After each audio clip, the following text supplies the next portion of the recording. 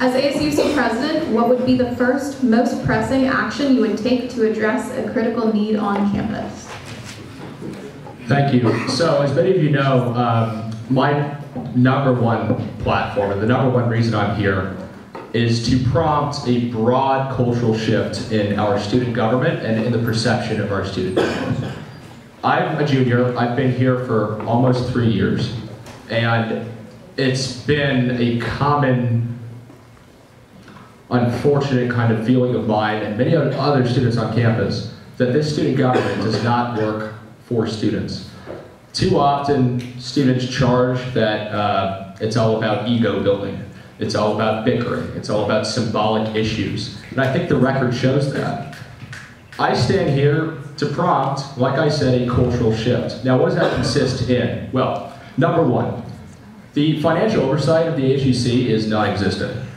We just blindly assume that this institution will spend over $2 million a year, 75% of it of which comes directly out of our student fee money, responsibly.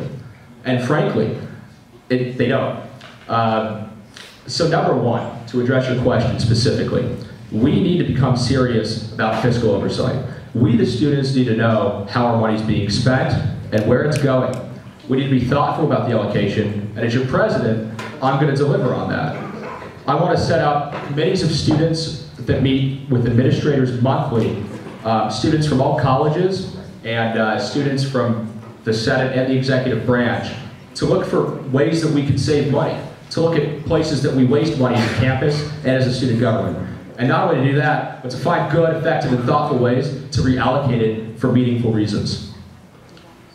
I just think that if we come together and find a way to cut a few $100 grand out of our ASUC budget, it'd be better spent on tuition for students that can't afford it.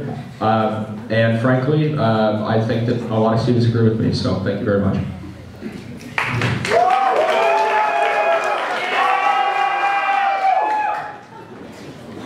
Can I get the question again? Yeah. As ASUC president, what would be the first, most pressing action you would take to address a critical need on campus? Yes, thank you. Although it's always good to hear from another white man. In this case, I'm going to have to disagree. The ASUC is not ego-driven enough. Too little bit has been focused on me. My first act as ASUC president and/or king would be to abolish the Senate entirely and replace it with a system of feudal lords. All students would become serfs. They would be allocated to different plots of land, which they would then be forced to farm and would of course give the majority of their harvests to me. In return, I would lend them security inside my castle walls. Thank you. We are worms! Hello everyone, yet again my name is Radana Sajed and I'm running with CalServe to be your next ASUC president. A critical issue that I see that I will be pushing for is campus climate. Thus far, I have been working on campus climate by being actively involved within the Black community. I've also put on a campus climate symposium with CCSD, the Cross-Cultural Community Student Development Office. I have not only been able to share student voices with faculty and admin, I have sat behind closed doors with not only our Vice Chancellor, but also with ensuring that we are able to have our needs met within those spaces. So we were able to present our problems to the Chancellor with not only recommendations, but student voices and student support. And this is something that we often neglect. Our campus climate survey was the same report that was put out in 2008, which is the same report that was put out in 2013, and yet nothing has been done on this university. And as president, not only will I continue that support by creating an initiative that relies on faculty diversity to close the gender wage gap, but also to incorporate more tenured faculty of color within our departments. Because some of our departments have never had a Black faculty member, and to me that's just outrageous. And so not only have I done this work already, I will continue to do this work, and campus climate is a serious issue, not just for students of color, but for non-traditional students and everyone that doesn't feel like Cal is their home. So please remember to vote for me for your ASUC president. Thank you.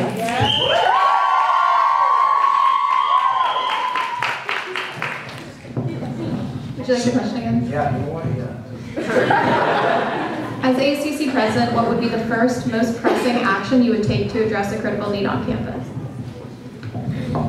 I personally believe there are many critical needs on this campus that all need to be addressed, but the number one I would go after is the budget crisis. The budget crisis is huge right now in the fact that every administrator is only worried about this. So when there are campus climate issues, which are incredibly important, administrators are putting these on the back burners. So how can we get them and how can we show them that we as students are here to help them work on these issues so that other important issues can come to the forefront of their minds as well, and we can continue to do that. We all heard what Napolitano said. That's not okay. The administrator's job is to listen to us, and they're not doing that. So how can we further the conversations we're having with them? So the way I see it is I can go in there and say, yo, tuition hikes is not okay. They already know that. They already know I'm thinking that. How can I show them that students are here to work with them? If you look at my platforms, one of them is to streamline the patent licensing process. That's something that could bring in a lot of money for the UCs. That won't solve the problem. That's a step in the right direction. To show the administration, yo, we as students are here to work with you. We're not just here to talk to you. And when you do that, and when you can get their respect in that regard, they'll start talking to us. Because we need to get the administrators respect. They need to start listening to student voices. As ASUC president, your main job, or one of three main jobs I would say, is to be the head representative of all students. And when the administrators are not listening to you, that's simply not okay on my terms. So I completely 100% agree. Campus climate is a huge issue, and administrators need to be held accountable for that in the conversations. But they first need to respect our end of the conversation. And the way I see us getting there is by first helping alleviate a lot of the issues that are going on with the budget crisis. Cuts are expected across the boards. The administrators in every department has to justify their funding next year. I think it's 8 to 15% cuts expected. How can they think about anything else when that's all that they're panicking about? So I'm about to go in there, help alleviate some of those issues, and bring other incredibly important issues like campus climate off the back burner and to the forefront of their minds. Thank you.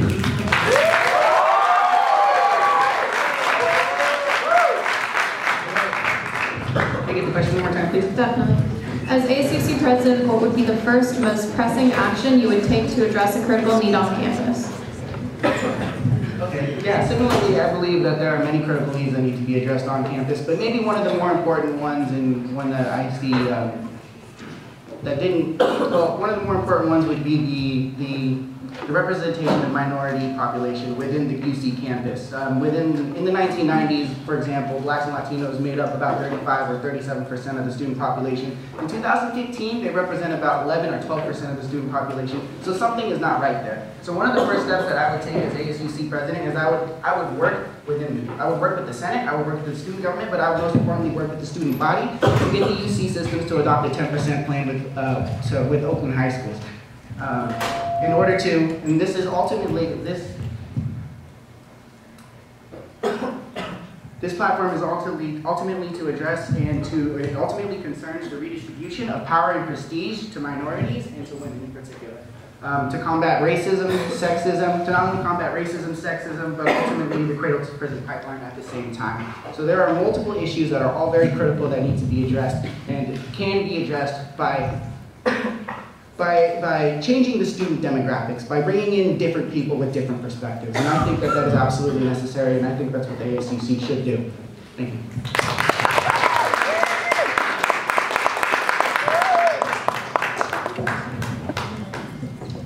Okay, look. First of all, I'd like to address something. I'm not a satirical candidate. I have actual stances and things that I really want to implement in this school. And you might say I'm a freshman, you might say I'm crazy, you might think I'm overly ambitious. I think you should listen to my ideas and not my appearance. And here's what I have to say. I think that why are we here? We're here for an education, a quality education, and a great college experience. And I don't think that this university is doing the best that it can to be delivering those two things. And when I talk about quality education, I'm sick of hearing from people. We have these brilliant, amazing professors at this university, right? They're pushing the foundation of knowledge forward. And yet, I hear from my friends, I didn't learn too much in lecture. The professors couldn't communicate that to me. Why can't we keep our professors accountable for teaching us information? We are here for a quality education above everything else. And that's what we need to fight for. Why can't we keep professors accountable? Why can't we have a quality education? Because we can. We were the forefront of pushing education forward. We are a public school, and we fought for educational accessibility in this country. And yet we can't keep quality. I think that's wrong. I want to increase the breadth of the Berkeley Connect program for smaller group discussions and be able to and have students be able to explore what they want, explore what they're interested in without having a full-blown course. I want to keep professors accountable for being able to teach their students. And you know, it's not their fault. You know, the incentives for professors are driven to that you were propelled in your career through research. I'm not saying these professors are bad. I'm saying that we can have a practical and positive above all, pedagogy program for professors and GSIs to be able to teach us better. And I think above all, that's what we need to focus on, our quality education. And I do have some more platform points, but that's the primary one. Then that's all the time we have today.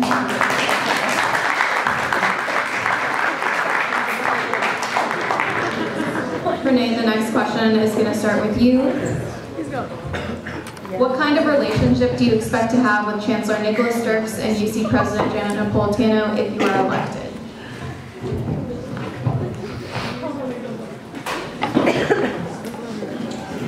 When it comes to Janet Napolitano, there is a lot of divisiveness. You know? And when it comes to Nicholas Dirks, there are a lot of different opinions. But what I think is the most important thing to do is to hear them.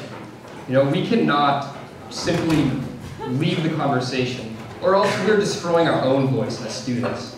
We need to keep our voice strong and loud, and truly talk to these leaders. You know, we may not agree with them. We may not agree with tons of opinions that other people have. That doesn't mean we shouldn't listen. That doesn't mean, because we have no choice. We have to work with the systems that we have in place. We have to work with these leaders to improve our school. And I think dialogue between them and having a cohesive leadership is one of the only ways to do this. And so, you know, when it comes to Dirks, when it comes to Napolitano, I'm not going to walk out of a room, you know, right at the beginning of an event. I'm not going to do that. I'm going to listen to what they have to say, even if I completely disagree. Thank you.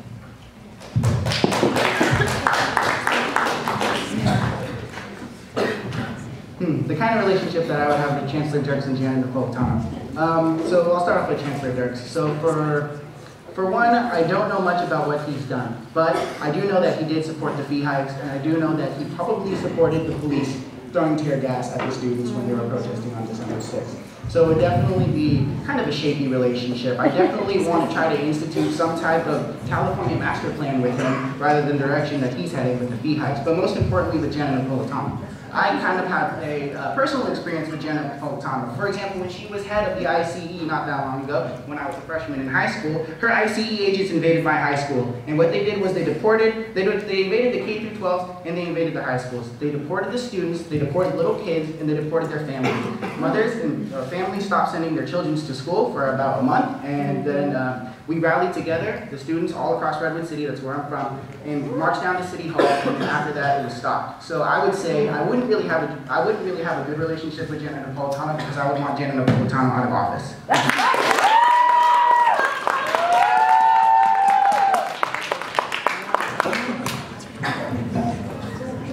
Again, the question is, what kind of relationship do you expect to have with Chancellor Nicholas Dirks and UC President Janet Napolitano if elected?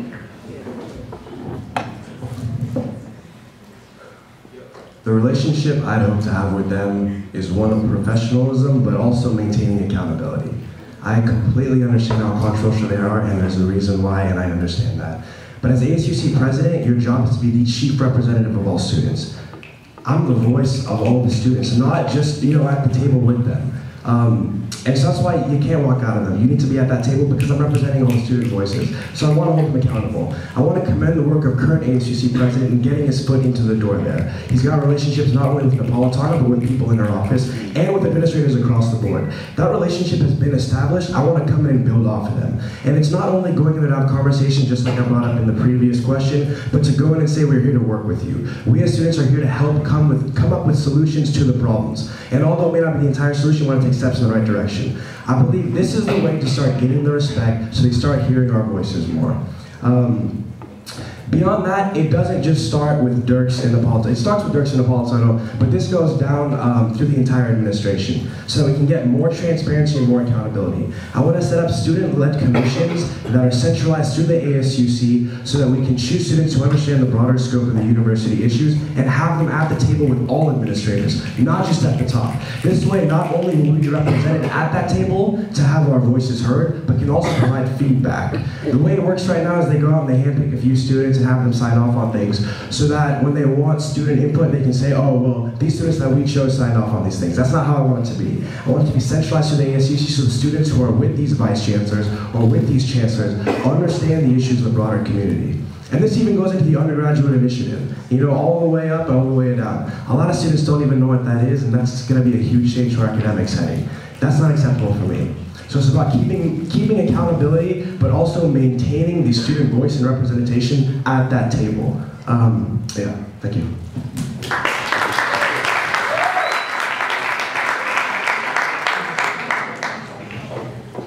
Hello everyone. We've seen with Napolitano that she does not care about our student voices. She blatantly said that, and to me that's just not okay. And honestly, her role is to listen to us. Her role is to represent us and actually do what we tell her to do. And Chancellor Dirks, that's his role, is to ensure that he makes sure that our voices are heard in those spaces. Now, my role as president is not to have Napolitano listen to me and like me. My role is to make sure that she respects me and ensures that my policies and the policies that students have said that they need our issues are heard and actually requested and done about. Now, on the stage, I'm the only one that is a senator. I'm the only one that has experience working with Chancellor Dirks. I'm the only one that has sat in meetings with Kathy Caution to talk about the undergraduate initiative. Now, those are serious things. He's right. It takes 50 years. It'll change our undergraduate experience for the next 50 years. And that is something that we need to handle. Now, I have spent the past year not only working with Chancellor Dirks and Kathy Caution, but also working with UCPD to ensure that the tensions between students on our campus and Berkeley PD is one that is handled, as well as our UCPD. Now, as president, I will continue working with student leaders. I will also continue working with UCSA, with the Council of Presidents, to ensure that when we have demands and we have requests, they're handled and addressed. Because my role as president is to actually listen to student voices and be that voice. And I had the opportunity to be a representative for the student body already as a senator, and I've done my job in ensuring that issues are addressed and taken to the chancellor. Now, if I get elected, I don't have the time to transition. There is no time for transition. It's a time for people who have experience to go into that office and say, these are issues that students have. So please remember to vote for me for your ASUC president.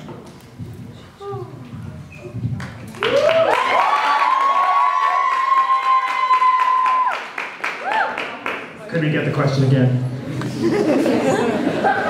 And to address a question I may have been anticipating on stage, I give rebuttals at my discretion if a particular candidate is targeted personally, so there won't be a rebuttal in this case. And the question again is, what kind of relationship do you expect to have with Chancellor Nicholas Dirks and UC President Janet Napolitano if you are elected? I know the exact relationship that I would expect to have. I would expect both Chancellor Dirks and Janet Napolitano to immediately submit to the greatness of my will and my intention. As the divinely ordained ruler, I am the only one with any authority inherent on this campus, and therefore I would expect them to grovel appropriately. If they do not immediately submit to my will, I'll be forced to undertake certain other measures, for example, banishment, eternal imprisonment. And again, this is difficult. I will, of course, marshal my military forces and march to the office of the Chancellor, the office of the President. Knights, I have many knights. Thank you.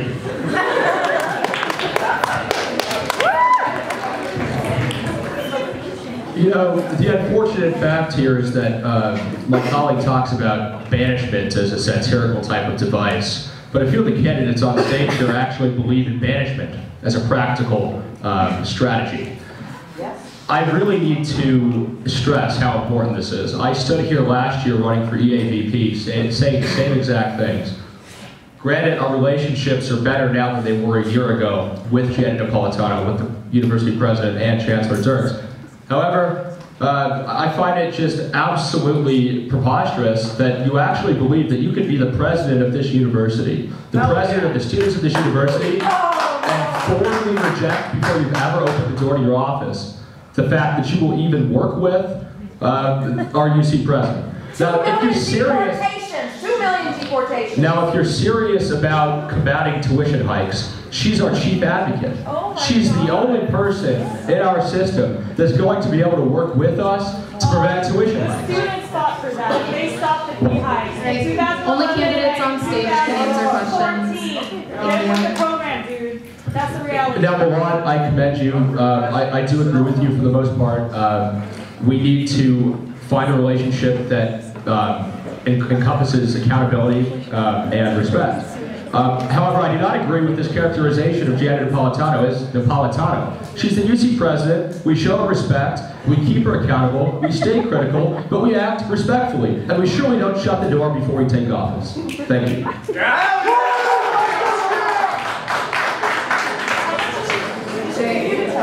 Michael, if you want a 1-minute rebuttal, you can have it.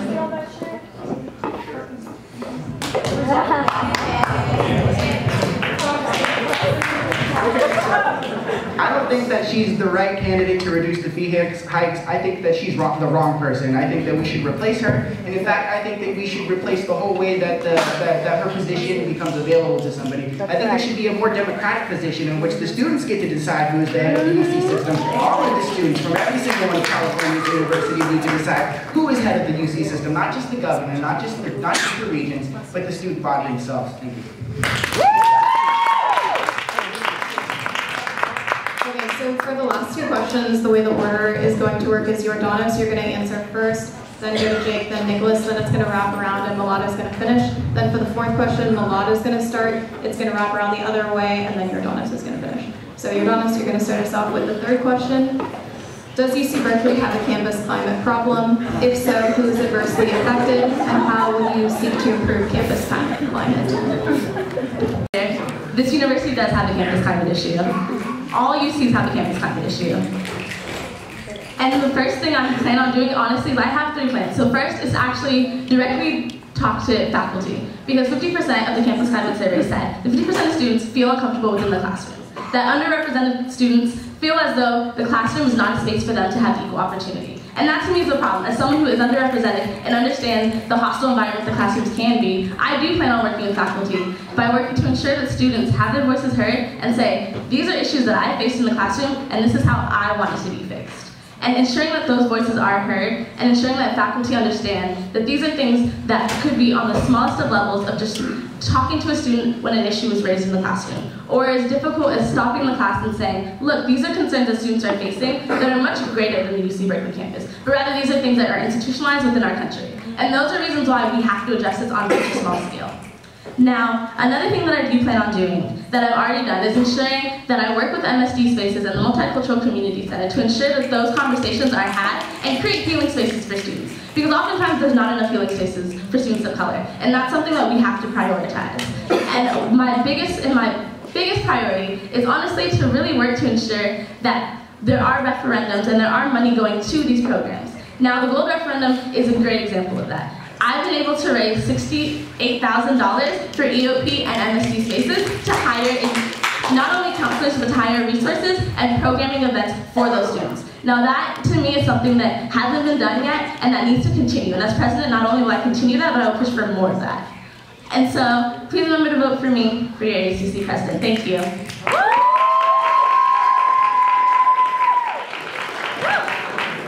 Could we get the question again? Definitely. Does UC Berkeley have a campus climate problem? If so, who is adversely affected, and how would you seek to improve campus climate? As I noted before, I am, of course, adversely affected by campus climate. There's too much democracy on this campus, I'd say, and I feel that's very unfair to me as the rightful king. So the first thing that I would do upon acceding to my kingship is create a military force that will go out and spread imperialism across the UC system. As UC Berkeley is the greatest and most enlightened of all the UC schools, of course it is our right and our duty to spread that to all other UC schools across the system. UC Santa Cruz, UCLA, UC San Diego. And I would like to point out that this would of course address our campus climate problem by giving us a common enemy around which the campus can rally. Thank you.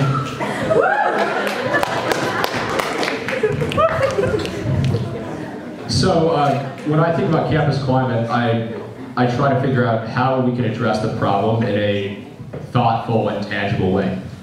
So the way I see it, the reason we have an unfavorable campus climate is that students aren't good at talking to one another and aren't great at feeling out how each other feel and understand where people come from and why they feel the way they do. So my strategy as I see fit is to do the following. We need to bring students together in a more specific, goal-oriented way, and not just electeds and not just administrators behind closed doors, as Rodonos was talking about. But we need to have town hall meetings and general assemblies once a month. So as your president, I plan to put on monthly town hall meetings that will bring students together with their elected officials in a thoughtful environment to ask questions and basically talk about the problems that they face.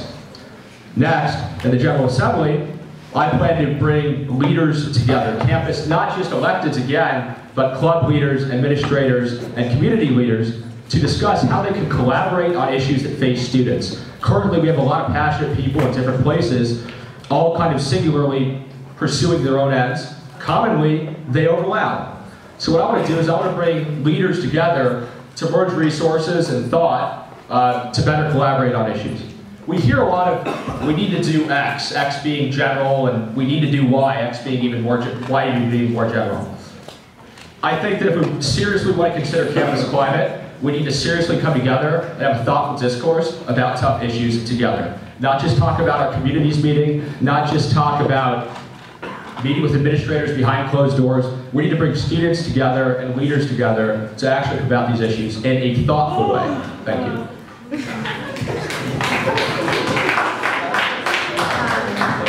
Rodonis, if you want a 1-minute rebuttal on the behind closed doors point, you can take it. Go ahead.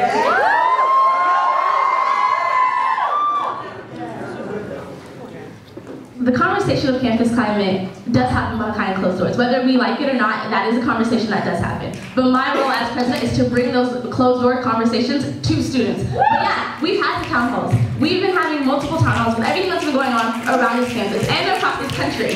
And no, I don't think having conversations behind closed doors is necessarily a problem, because that's where change happens. But the thing is we have to ensure that those students and student activists on this campus are brought into those closed doors conversations so change can happen. It is the role of the president to transform this campus climate, and you do that by having student voices. Thank you. Thank you.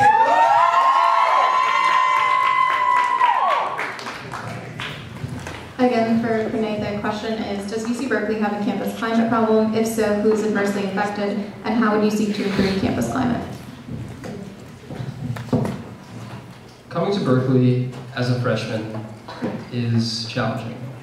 To be honest, it sucks. You know, it's hard to find friends. It's hard to find, your own niche. Thanks, man. It's hard to find friends. It's hard to find your own niche. And even once you do find that own niche, I still don't feel like we have a united campus. I feel like there's tons of small, disparate groups that we seem to be attending the school and not part of it. And I think there is a campus climate issue. And I think it's not being united and not spreading positivity on a macro level. And one of my platform points is a base Berkeley. And I think there are two ways that we can really unite the student body and get everyone, together. And one of them may sound ridiculous, to be honest, is a winter formal dance.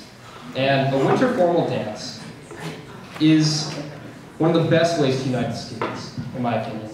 And here's the thing, other schools, they have that one singular event they have every year that you talk about to your kids in 10 years.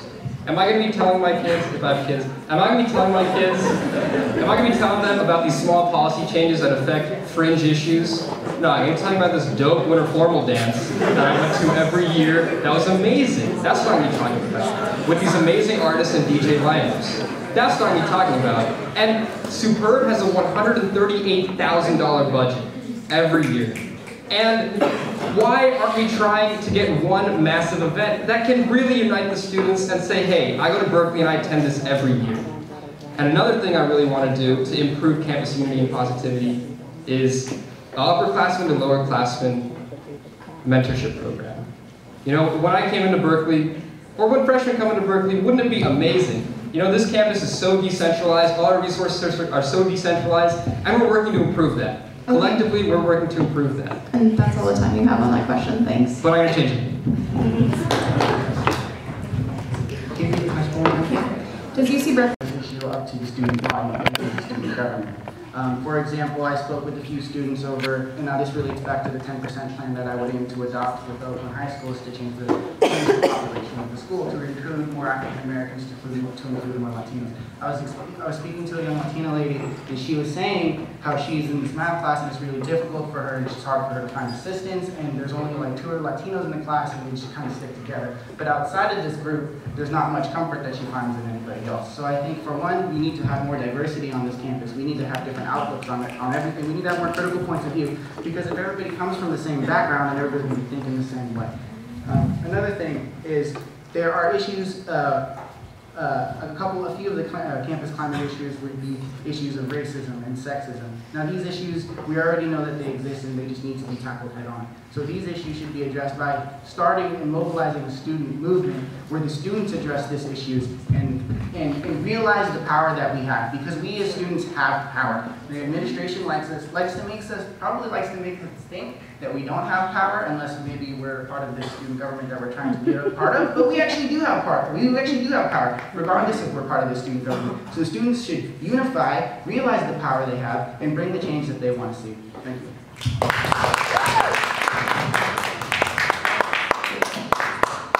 There's no doubt campus climate is an insanely large issue. I don't believe this is a fringe issue, if that's what this was alluded to. This is an incredibly complex issue that is incredibly dimensional as well. I believe we need to change our culture from within and hold administrators accountable by having the conversation with them, even if they're uncomfortable about it. I believe number one, something that was done in the 80s that I would like to bring back is funding social activism. Students on this campus are fighting a fight they shouldn't even be fighting in the first place, and they don't have the resources to do it. On top of that, with the potential tuition hikes, people are working jobs not only for their educational purposes, but also to fund the social activism they're doing. So let me, spearhead this to start funding that and helping students in that, because I've heard the stories there and it's heartbreaking there. Beyond that, on the administrative end, I would like to implement faculty sensitivity training so that we can pragmatically approach that issue. I went to the Campus Climate Symposium. I've talked to students, which was incredibly well. It was amazing. And the stories I hear there are students being asked by faculty for their ID cards to prove that they're students. That's not okay. Students being told to take out the trash for whatever reason because it's not okay. These are stories that are incredibly moving. So I'd like to implement faculty sensitivity trainings so that we can foster meaningful engagement within the classrooms, so that we can start combating campus climate not only outside the classrooms and within the administration, but also within the classrooms that students are paying their tuition money to go to and to learn. I don't want students skipping class for that reason anymore. Going back to the student-led commissions, I would like to establish with vice chancellors. I'd like to hold them accountable and increase transparency there, having the conversations with them. This is an incredibly complex issue, it's incredibly dimensional, and there's so much more that's needed beyond what I just said. And I'm not one to come in and come up with all the answers. One of the visions I have for the ASUC is to serve as an organization that empowers students and the work that they're doing. So I'd like to continue speaking to students and getting more solutions on this because it's very dimensional. Okay, and Melania, you're also going to start us with the last question, and then we're going to wrap around to the right, and it'll come back down this way, and then we're done. Okay, so the final question, and thank you to everyone in the audience who has stuck with us so far. The ASUC president plays a role in a number of areas. In your opinion, what is the most crucial role of the ASUC president, and what are your specific plans for filling that role? I believe this ties into, I guess, the vision I have for the ASUC. Students, from the opinions I'm getting, see the ASUC as a body on its own that's far away, that's insulated, that's not working with student groups. And although there are some student groups I do work with, I want to increase that. I want to use the ASUC, starting with the Office of the President, top down, to first help unite this campus on the many ends, so fighting the many issues there. Beyond that, I want to empower students and student groups on this campus to catalyze their efforts, not do it for them, but facilitate the change that they want to see and empower them to go after it. Beyond that, I've said this before, I think the most important job of the ASUC president is to be the chief representative for all the students. I'm the main liaison between the administrators and the students. And in that regard, I believe holding administrators accountable is the most important job of the ASUC president. You are the CEO of a 501c3 nonprofit, multi-million-dollar one. But you know, my personal opinion on this is that administrators need to be held accountable. That's something I work to do. Once again, I commend the work of current ASUC president for getting the foot in the door, building those relationships. I want to continue that on, holding them accountable, transparency. I keep doing the same thing. But yeah, I believe that's the most important role of the ASUC president.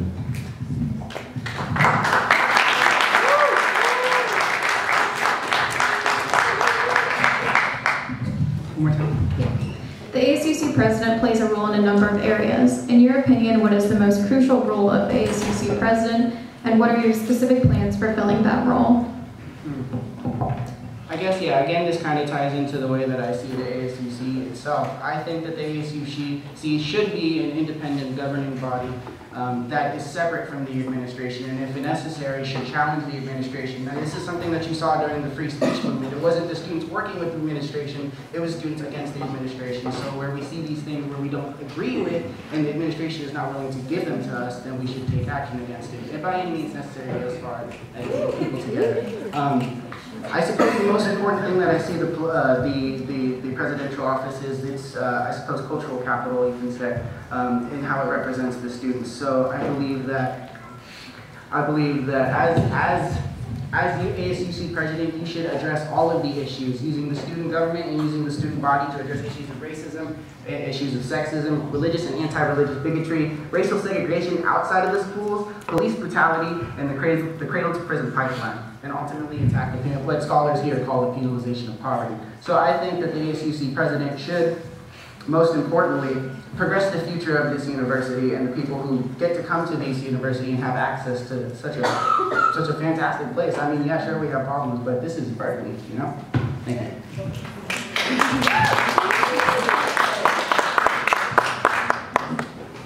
The first ASUC party, real party, was made in 1958, and it was called SLATE. And SLATE was created to unite the students. It was the only party on campus, really. And they fought for civil rights, for free speech, and against mandatory ROTC on this campus.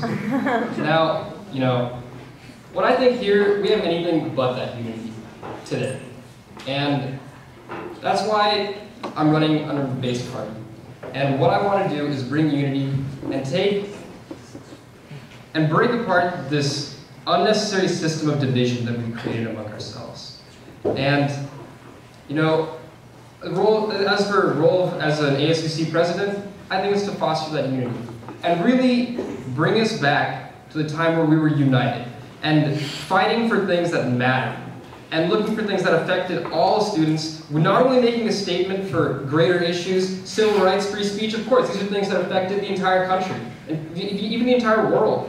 But at the same time, they affected all Cal students. Now, I'm not saying that we don't have some serious issues with some minority problems on this campus, because we definitely do.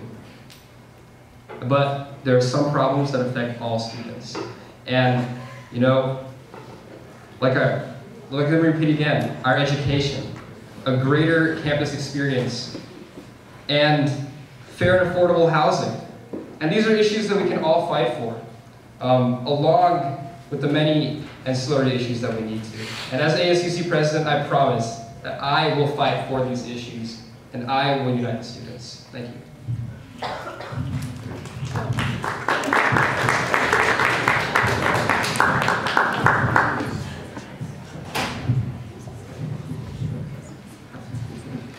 As your next president, I will fundamentally bring students together, of course. We've heard a lot of the same rhetoric here. We've heard uniting students and talking about campus climate, and we've heard a little bit about fiscal issues. I think these three issues deserve equal attention and representation. Fiscal issues, tuition hikes.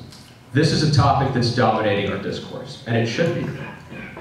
But we need to stop with the generalizations. We need to stop being against or for. We need to start discussing how. And we're going to do this through town hall meetings. We're going to do this through bringing students together and talking about these issues. And we're also going to do this through treating our administrators respectfully. Now listen. Now listen. Yeah, please no comments from the audience. It's disrespectful.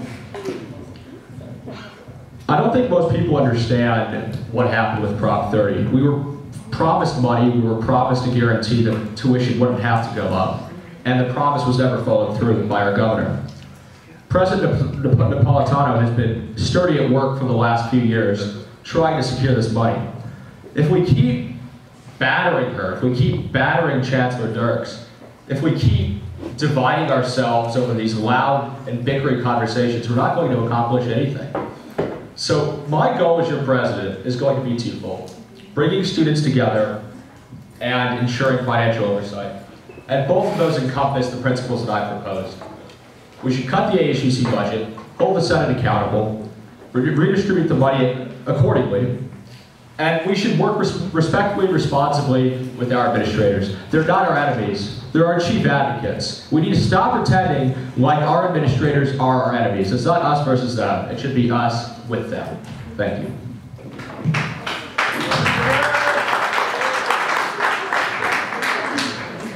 Could we get the question again? The ASUC president plays a role in a number of areas. In your opinion, what is the most crucial role of the ASUC president, and what are your specific plans for filling that role? Thank you. I agree, my power should play a role in a number of areas, specifically every area. As an autocratic overlord, I should have final say in all decisions, whether those made by the students or those made by the administration. I agree we do need unity. We need unity behind me. I agree we do need to hold the administration accountable. The administration should be me. I agree we do need fiscal oversight by me. Tuition should be raised to the maximum that all students earn. It should be paid directly to me in the form of tithes, which I shall then use to beautify my own palace. Create a larger army of knights. Perhaps create some smaller earldoms. Thank you.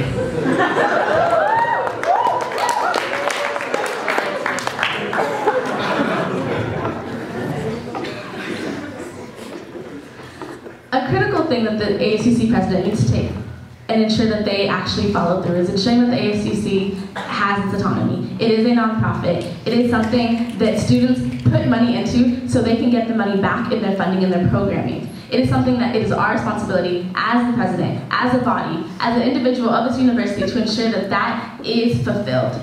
Now, we've lost a lot of power over the last few decades. We've lost a lot of power to administrators. Now, this is a fault of many things, but something that we have to take seriously is the simple fact that we need to get that autonomy back. We need to ensure that that power stays within students. And the president is elected by students. So it's a guarantee that it's going to be a representative of the students. Now, what the president has to ensure is they have to make sure that the student voices are heard. And that means having those tough conversations with administrators. By the president being able to sit and have standing meetings with the chancellor, those conversations will be had. Conversations of campus climate, conversations of sexual assault, conversations about mental health, all issues that affect our students will be had in those spaces. And it is the role of the president to ensure that. It is also the role of the president to ensure that we stay secure and we stay as an autonomy. We stay alone. We are an institution that has been able to fight on its own to ensure voices are heard for students. And we need to continue that work. And it is the role of I, the president, soon to be hopefully, will be to do that. And so remember to please vote for me as your ASUC president. Thank you.